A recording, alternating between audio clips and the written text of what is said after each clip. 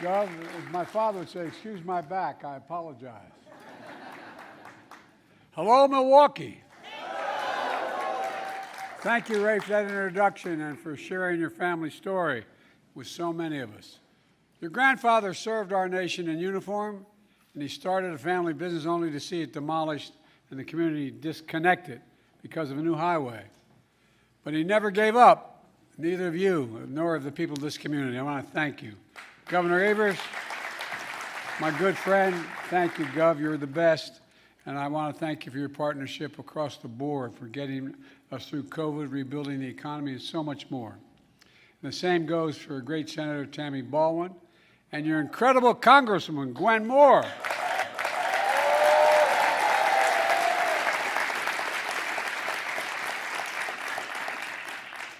Is your son here? All right. Well, she represents her hometown with such incredible integrity and tenacity. Mayor Johnson, you're one of the most impressive young mayors I've met, and I've met all of them, I think. No, I really mean it. Thank you. I don't know where you're sitting. There you are. Stand up, Mr. Mayor. I warn anybody, don't run for mayor. They know where you live and you think you can solve all your problems. Thank you for your passport to the city and your leadership in this project I'm here to talk about. Look, to communities everywhere and at this Boys and Girls Club, by the way, I've been a gigantic supporter of Boys and Girls, just the biggest in the country. But when I was a senator, I provided a lot of money during the crime sprees were going on for Boys and Girls Clubs. What you do is you build confidence, you build spirit, you build a sense of belonging, and it really matters. And this project is for you, a future you really deserve. Look, the story of Bronzeville here in Milwaukee is one that we see all across the country. Our interstate highway system laid out in the 50s was a groundbreaking connection, our nation coast to coast. That was the purpose of it. We're to transform the way people live, work, and travel. But instead of connecting communities, it divided them. These highways actually tore them apart. I come from a city, Wilmington, Delaware, where it's the same thing happened. We're in a situation where I-95 is 4 lanes going through a community that was all African American, and it just split it. And it's now about 50, 60, maybe 70 yards wide. And I'm president, I can't get that done yet. Why'd you guys get it first? I don't know. No, but all kidding aside, the same thing happened here and many cities across the country.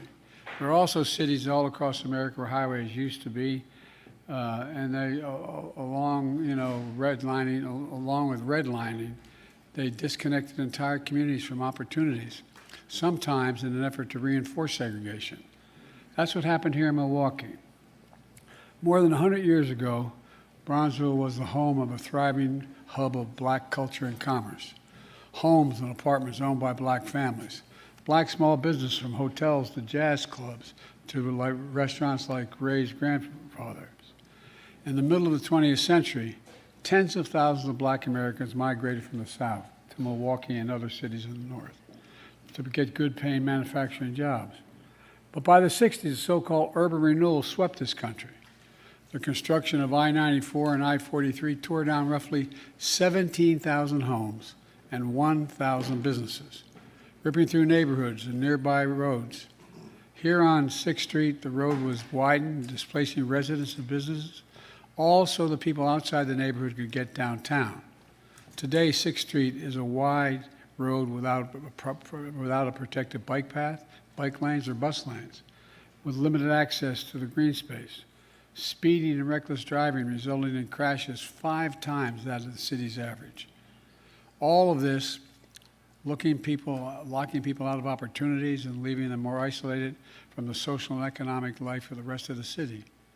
Congresswoman Moore told me when she was a child, she lived a short walk from a public library, a safe place to read and learn, where librarians who were given cake, the librarian would give cake to children when they showed up to read. That's true, isn't it? But then, the new plans disrupted the walk and made the library inaccessible. Sadly, too many communities across America face the loss of wealth, prosperity, and the possibilities that still reverberate today. Imagine all those homes, the mom and pop stores that could have been posted and passed down from family to family. Financial security, generational wealth would have resulted. Imagine what they contributed then and what they could have contributed all these years, and what that would have meant for all of Milwaukee and all the communities across the country. For generations, Black, Brown, and Native American, Asian Americans, Native Hawaiians, communities weren't fully included in our democracy or our economy. But yet by pure courage, heart, and grit, they never gave up. They pursued the full promise of America. Today, we're recognizing that history to make new history. I'm here to announce the first of its kind investment, $3.3 billion in 132 projects in 42 states, going to help right historic wrongs.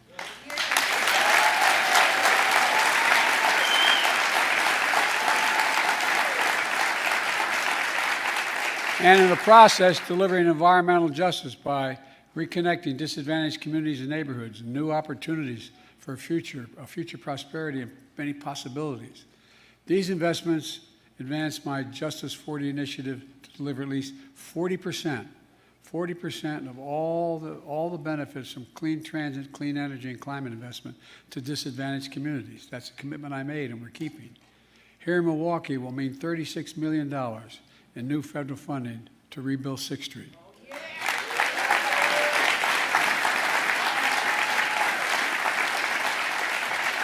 It means wider sidewalks for children walking to school, safer bike lanes for residents and visitors, dedicated bus lanes to get to work faster, new trees to provide shade, and modern infrastructure to prevent sewage from flowing into the Milwaukee River and the Lake Michigan. These are life-changing improvements.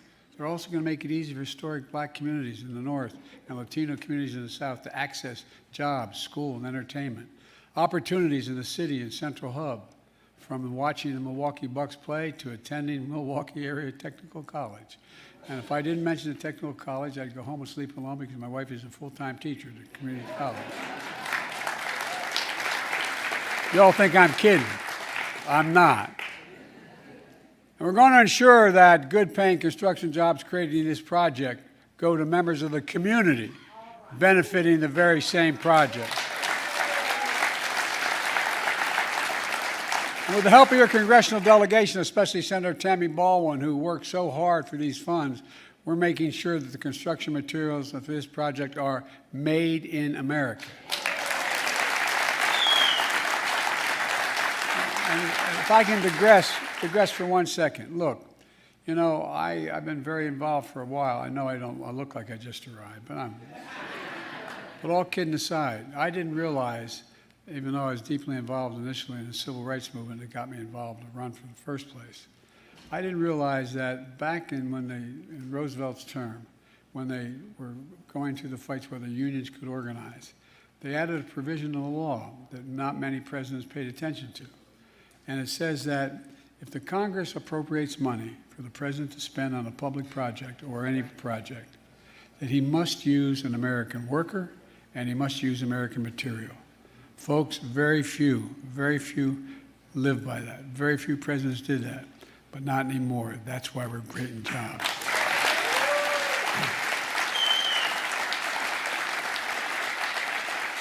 Look, folks, you've lived in and felt the decisions made decades ago. Today, we're making decisions to transform your lives decades to come, and we're doing it all across America. Let's be clear. This groundbreaking investment comes from 2 historic laws I signed with the support of Tammy and Gwen. My bipartisan infrastructure law, most significant law modernizing our roads, bridges, and so much more in generations, most consequential investment. Another law, the Inflation Reduction Act, which is the most significant investment in fighting climate change and advancing the environment ever in history anywhere in the world. That's not hyperbole. And they're already making a difference. Look, let me give you one example. Back in December, I was in Milwaukee and met with a plumber named Rashawn, who owns it. Is he here? All right. Who owns his own small business, Hero Plumbing. That's removing hundreds of pipes, lead pipes, so children and families in this community can turn on the faucet, clean water comes out without the risk of brain damage. Well, it was supposed to take the city 60 years to eliminate all these pipes. To do this work, because of the infrastructure law I signed, we're now getting it done, all of it done. Every lead pipe in this city within 10 years, gone.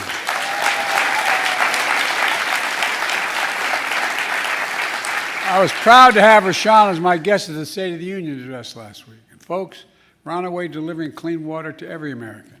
We're on the way to delivering affordable high-speed internet to every American at low cost.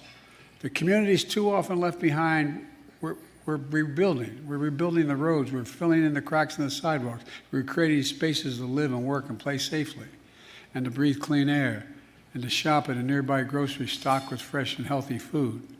We're taking on housing discrimination, increasing access to home ownership, and building more homes and apartments to bring the cost of rent down, which it must be.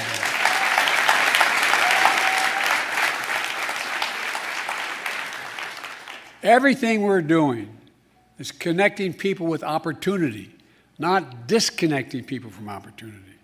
And we're seeing progress. Through my American Rescue Plan, we put $1,400 checks in people's pockets to get them through the pandemic.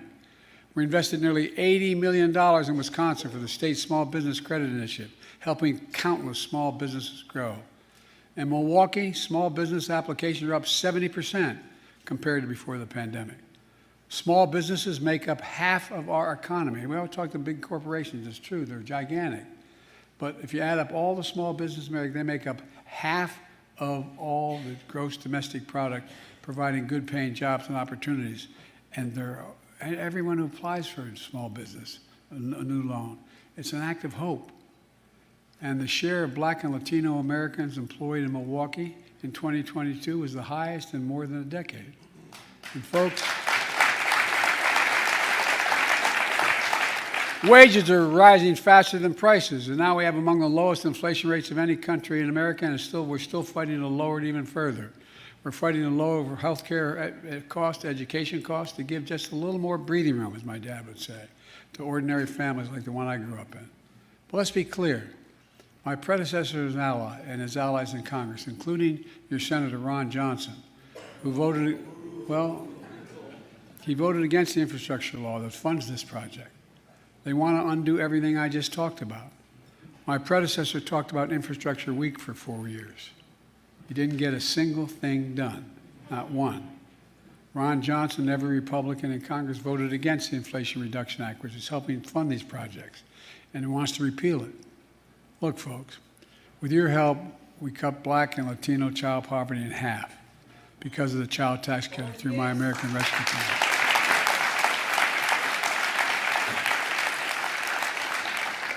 And led by your Senator Ron Johnson, every single Republican in Congress voted against that as well, every single one.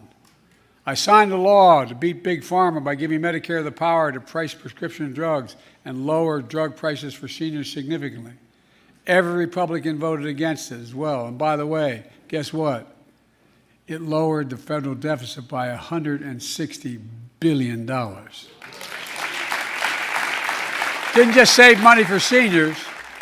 It didn't just save money for seniors. It meant Medicare didn't have to pay out those exorbitant costs. For example, those of you, everybody knows somebody who needs insulin for diabetes. Well, guess what? Just lowering the price to $35, and only costs $10 to make, by the way, instead of $400 a month, saved the government all that money. And now they're trying to cut Medicare and Medicaid and Social Security. Wisconsin's very own Senator Ron Johnson calls Social Security, I get this one, I'm amazed. He calls Social Security a Ponzi scheme. No, I'm serious, think about it. Did you ever think you'd hear anybody say that? A Ponzi scheme? Give me a break. You know, just this week, Donald Trump said cuts to Social Security and Medicare are on the table. When asked if he changed his position, he said, quote, "There's a lot we can do in terms of cutting. Tremendous amount of things we can do," end of quote. I want to assure you, I will never allow it to happen. I won't cut Social Security. I will not cut Medicare. Instead of cutting Social Security and Medicare to give tax breaks to the super wealthy, I'm going to protect and strengthen Social Security and Medicare to make the wealthy begin to pay their fair share.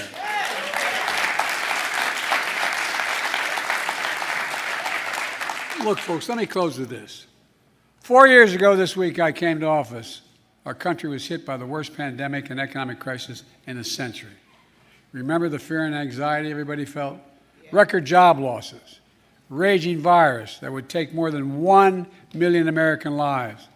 And for every life lost, there was estimated 8 close family behind. 8 children, mother, father, uncles, aunts. A mental health crisis of isolation and loneliness.